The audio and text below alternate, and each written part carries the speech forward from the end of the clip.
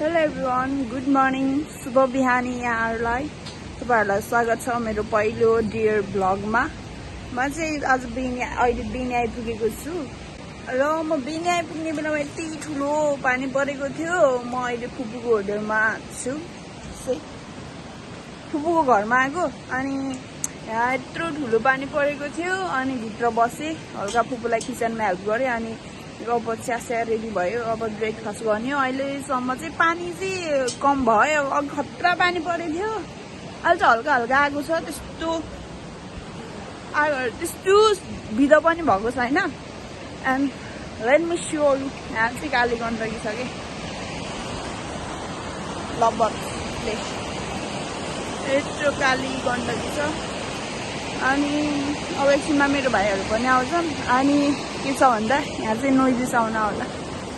मम्मीले एउटा चप्पल, म यो भिडियो चाहिँ मम्मीलाई सरप्राइज दिन नभनिकन जानु लाग्यो।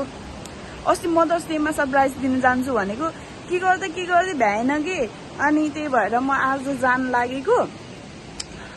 अनि कस्तो भन्दा आज मम्मीले एउटा चप्पल खुब डराउनु भएको थियो। ओहो, मेरो अहिले देखाउँछ अर्को फोनमा छ। अनि मैले हल्का स्न्याप अनि एउटा टी सर्ट किन्न छ, अहिले देखाउँछ है त।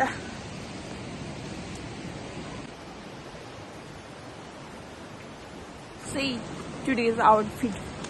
मेरो आजको लागि आउटफिट चाहिँ हो है, एक्सेसरिज यो के भन्छ, top, golden top and then silver ring. Next one silver ज्वेलरीहरूको एकदम फ्यान हो मेरो। यो क्याजुअली लगाइराख्ने चेन, त्यही हो गाइज। अनि यहाँ छ golden watch, silver watch. And then कस्तो भन्दा यो इभिलाईवाला ब्रेसलेट। अनि अर्को यो के हो, यो सिल्भर ब्रेसलेट। ल म बेनीको भ्यू देखाउँछु है त तपाईँहरूलाई।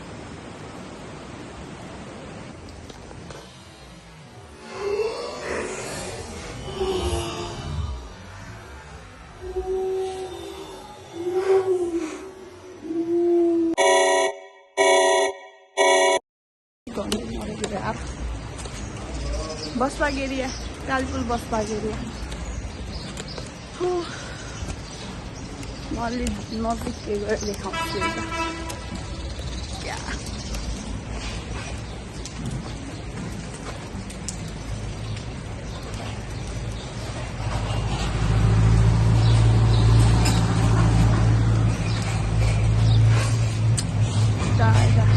दिदीहरूले काम गर्दैन। पोखरा रे, त्यो बस पोखरा जानु लागेको रहेछ। दिस इज कभर हाउस, बेनीको कभर हाउस। ओके, यही हो गाइज, दिस इज कालीपुल पुरानो रोड।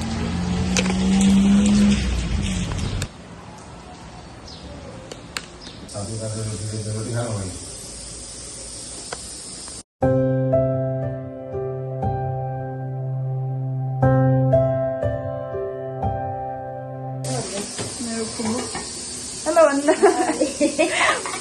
ल फाइनली हामी बजार जानु लाग्यो है त।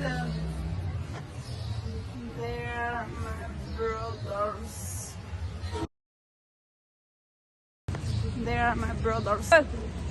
ओए हेलो भन न। यिनीहरू त सिक्रेट कुरा के गर्छन्, मलाई नि भन न।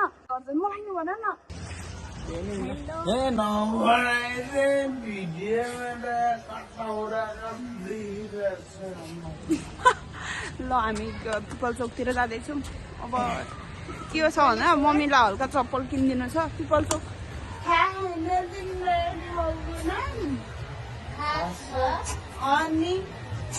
अनि साइकलको काम नि थियो, यिनीहरूलाई ट्युब गएर थियो कि साइकलको। अनि त्यो ट्युब चाहिँ बनाइसकिरहेछन्।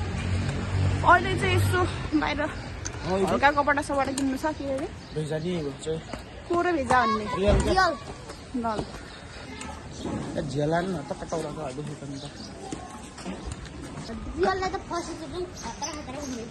के भन्थे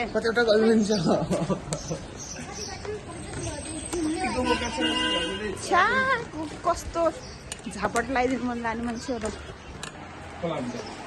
उयो सानो बाबुलाई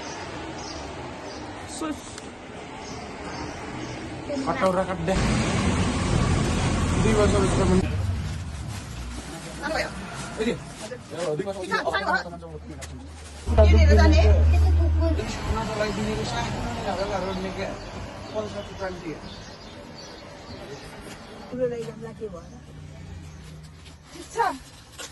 सौगाजी ठिक छ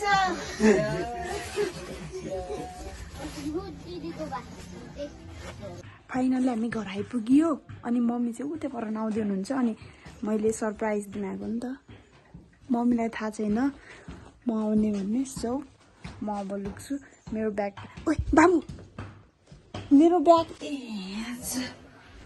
कि देख्नु होला भनेर